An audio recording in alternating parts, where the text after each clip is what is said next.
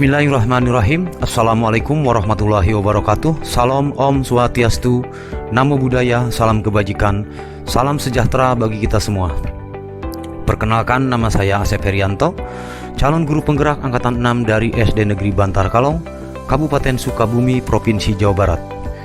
Saat ini saya akan memaparkan filosofi pemikiran Ki Hajar Dewantara, Merdeka Belajar, serta bagaimana secara kontekstual penerapannya di satuan pendidikan atau unit kerja saya dalam demontasi kontekstual filosofi pemikiran Ki Hajar Dewantara atau tugas modul 1.1A6.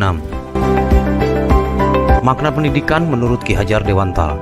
Pendidikan adalah menuntun segala kodrat yang ada pada anak-anak agar mereka dapat mencapai keselamatan dan kebahagiaan yang setinggi-tingginya, baik sebagai manusia maupun sebagai anggota masyarakat.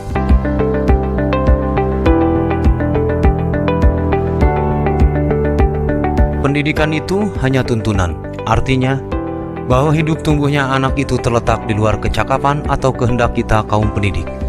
Anak-anak itu sebagai makhluk manusia dan benda hidup, sehingga mereka hidup dan tumbuh menurut kodratnya sendiri.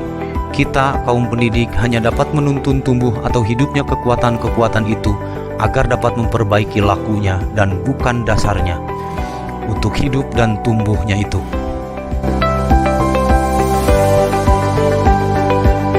Pendidikan itu ibarat petani.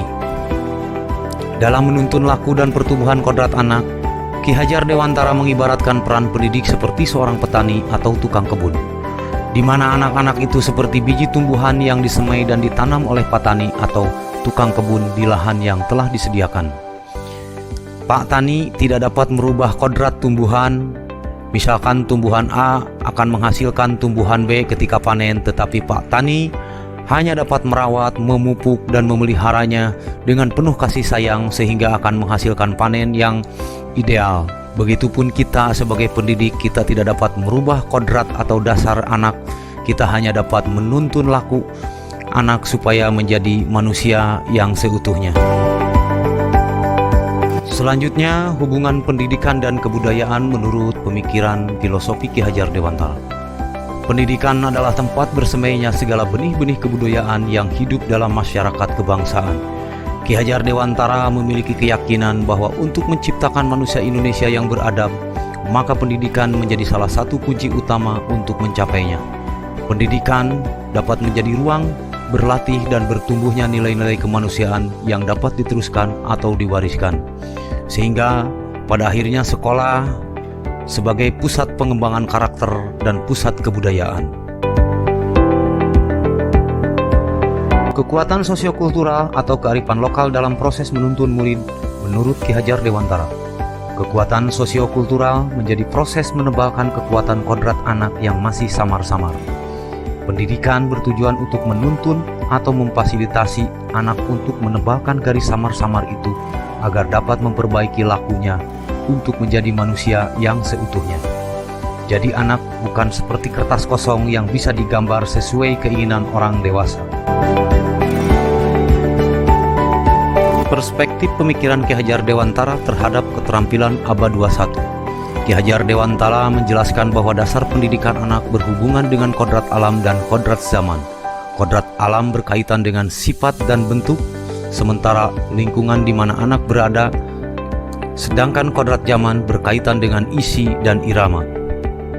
Selanjutnya, Ki Hajar Dewantara hendak mengingatkan pendidik bahwa pendidikan anak sejatinya menuntut anak mencapai kekuatan kodratnya sesuai dengan alam dan zamannya. Bila melihat dari kodrat zaman, pendidikan saat ini menekankan pada kemampuan anak untuk memiliki keterampilan abad 21, sedangkan dalam memaknai kodrat alam, maka konteks lokal sosial budaya murid di Indonesia Barat tentu memiliki karakteristik yang berbeda dengan murid di Indonesia Tengah atau Indonesia Timur. Selanjutnya, Ki Hajar Dewantara mengingatkan pula bahwa pengaruh dari luar tetap harus disaring dengan tetap mengutamakan kearifan lokal sosial budaya Indonesia. Oleh sebab itu, isi dan irama yang dimaksudkan oleh Ki Hajar Dewantara adalah muatan atau konten pengetahuan yang diadopsi sejatinya tidak bertentangan dengan nilai-nilai kemanusiaan dan konteks sosial budaya yang ada di Indonesia.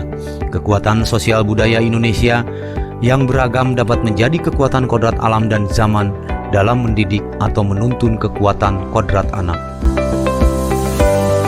Merdeka belajar. Manusia merdeka adalah manusia yang hidup lahir atau batin tidak tergantung pada orang lain, akan tetapi bersandar atas kekuatan sendiri. Pendidikan menciptakan ruang bagi murid untuk bertumbuh secara utuh agar mampu memuliakan dirinya dan orang lain.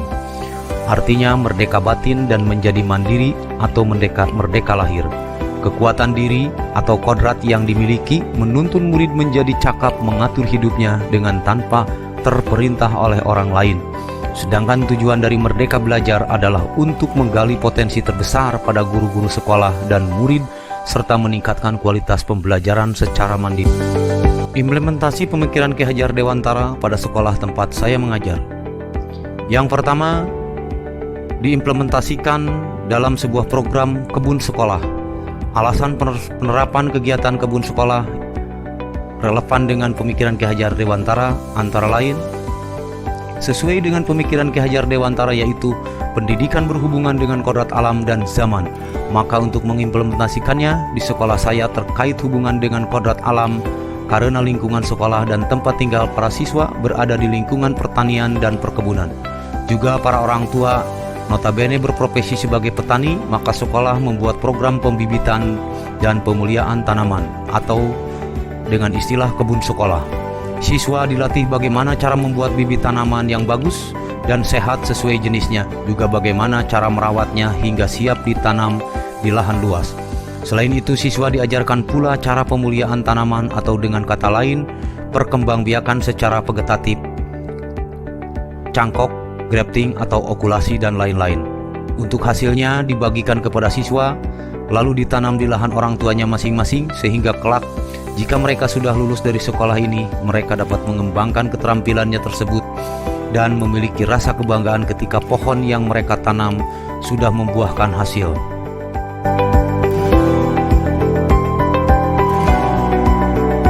Implementasi pemikiran Ki Hajar Dewantara yang kedua yang diterapkan di sekolah saya adalah yaitu program ekstrakurikuler karawitan. Alasan penerapan eskul karawitan di sekolah saya adalah karena sekolah saya berada di wilayah Jawa Barat yang notabene berbudaya kesenian Sunda. Seni dan budaya Sunda sangat banyak ragamnya, namun di beberapa tempat ada kekhasan tersendiri, seperti dalam hal tarian atau musik Sunda. Setiap tempat memiliki cara tersendiri, meskipun secara general di tanah Sunda sama. Seperti contoh, di Sunda ada alat musik atau waditra, kecapi, rebab dan lain-lain. Tapi alat musik tersebut di beberapa wilayah bentuk dan ada beberapa nada yang berbeda. Begitupun dengan jenis tembang. Meskipun sama-sama tembang Sunda, tapi di wilayah Cianjur ada khasnya, yaitu tembang Cianjuran. Dan untuk mengenalkan juga mengajarkan kepada para siswa akan kayaknya ragam seni serta budaya Sunda, maka sekolah mengadakan program eskul karawitan, yaitu difokuskan untuk para siswa kelas 4, 5, dan 6 karena jenjang mereka dirasa cukup untuk menerima materi yang diajarkan serta dapat mengembangkannya. Gagasan kegiatan ini sangat relevan dengan pemikiran Ki Hajar Dewantara, karena menurut Ki Hajar Dewantara, kekuatan sosiokultural menjadi proses menebalkan kekuatan kodrat anak yang masih samar-samar.